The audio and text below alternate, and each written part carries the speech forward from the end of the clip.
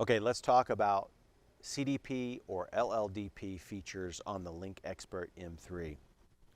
I'm going to go into the tools function, and you've got various choices here for the three different media on this tool. That'd be copper, fiber optic, or Wi-Fi.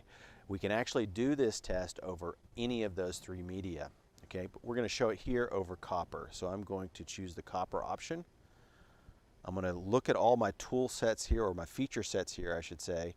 I'm going to have to go to the second page here, and I'm going to choose LLDP. That's Link Layer Discovery Protocol.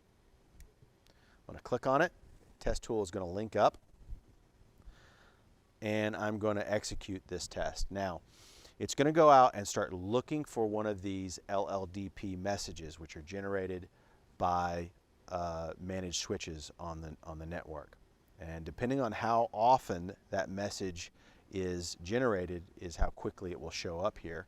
But we should get something in a moment. There we go.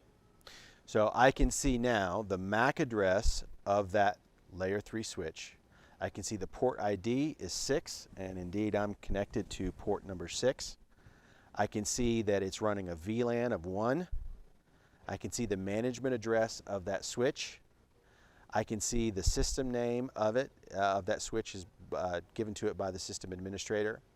I can see the description, the physical description of the hardware, and I can see the details of the firmware. So a lot of very beneficial information, all built into that LLDP message, Link Layer Discovery Protocol message. That's port information and device information of that big switch.